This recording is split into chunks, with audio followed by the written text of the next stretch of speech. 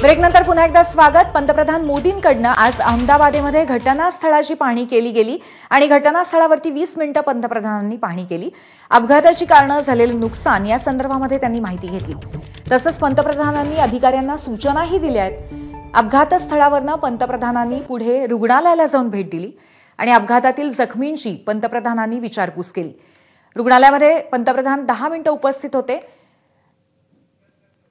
आज पंतप्रधान नरेंद्र मोदी गुजरातच्या अहमदाबादमध्ये आहेत आणि या दुर्घटनेच्या पार्श्वभूमीवर सगळ्याच आघाड्यांवरती ते माहिती गोळा करतायत, भेटीगाठी करतायत, सांत्वन करतायत। आपण पाहतो एकीकडे घटनास्थळाची पाहणी त्यांनी केली, त्यावेळेला केंद्रीय नागरी उड्डाण मंत्रीही त्यांच्यासोबत होते आणि त्याचबरोबर दुसऱ्या बाजूला आपण बघतोय रुग्णालयामध्ये त्यांनी जखमींची भेट घेतली। हॉस्पिटलचा बराच मोठ्या प्रमाणावरती स्टाफ जखमी झालाय आणि त्यांच्याशी त्यांनी चर्चा केली।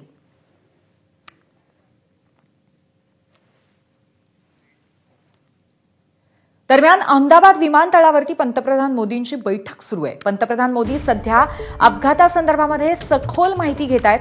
अधिकारी आणि गुजरात मंत्र्यांना पंतप्रधान सूचनाही देत आहेत। जखमी मृतांच्या नातेवाईकांना सर्व मदतीच्या सूचना स्पष्टपणे देण्यात आलेल्या आहेत।